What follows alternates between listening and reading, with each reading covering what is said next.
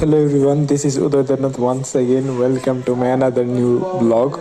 কি অবস্থা সবার, কেমন আছেন সবাই? তো আজকে হলো 14ই জানুয়ারি, বাংলা পৌষ মাসের 30 তারিখ। তো পৌষ মাসের 30 তারিখ একটা স্পেশাল দিন। আজকে পৌষ মাসের শেষ দিন এবং আগামীকাল পহেলা মাঘ মাস। তো পৌষ মাসের এই শেষ যেই দিন, এই দিনটিকে বাঙালি সংস্কৃতিতে, বাঙালি ইতিহাসে বিশেষভাবে পালন করা হয়, তা হলো পৌষ সংক্রান্তি বা মকর সংক্রান্তি, যেটা আমরা ছোটবেলা থেকেই দেখে আসছি, শুনে আসছি।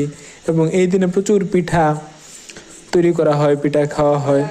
তো সেই ধারাবাহিকতায় আজকে বাসায় কেউই নাই, না আমি বাড়িতে আছি। বাড়িতে যদি থাকতাম, বাড়িতে অলরেডি বিকালবেলা ফোনে কথা হইলো, মা বাসায় 3-4 প্রকার পিঠা তৈরি করছে, বৌদিরা পিঠা তৈরি করছে। তো আমি আর দাদা, তাপস দাদা আছি বাসায়।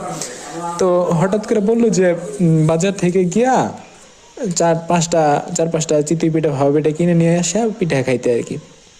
যেহেতু আমরা ছোটবেলা থেকে আজকের এই দিনে পিঠা খেয়ে থাকি, মানে তৈরি করা হয়, পিঠা খাই সবাই একসাথে। এমনকি আমার এটা মনে আছে, আমার এক ভাই অমৃত দাদা, সে বিদেশ ছিল এবং পিসি ফোন করে বলতেছিল যে একটা নারিকেল যদি পারো, সেটা নারিকেল দিয়ে একটা বিস্কিট পিঠা বানায় খাইস। মানে বিষয়টা হলো এরকম যে দেশ বিদেশ যেখানে থাকুক না কেন, আজকের এই দিনে সবাই পিঠা খাবে।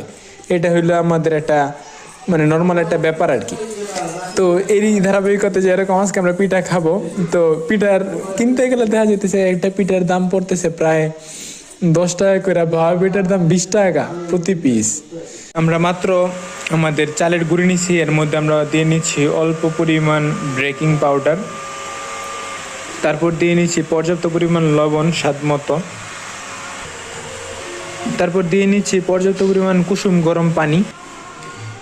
পরিমাণ মতো পানি দিয়ে এটি এখন মিক্সড করতে হবে। তারপর 15 থেকে 20 মিনিট রেখে দিতে হবে এবং তৈরি হয়ে যাবে আমাদের পিঠার কাই। ওয়াও, সো মাচ পারফেক্ট, অনেক সুন্দর। একটু তেল দিয়ে দিমু না কিভাবে দিয়ে দিমু? দোকানের পিঠা ফেল, প্রথম পিঠাটা এত সুন্দর হয়েছে।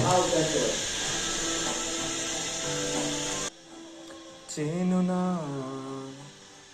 তবে চিনলে কেমন করে আমাকে। তাহলে একটা স্টল দেওয়া যায় নাকি? ডুয়েটের সামনে একটা স্টল দেওয়া যায়। তুমি কি দুঃখ চেনো, চেনো না?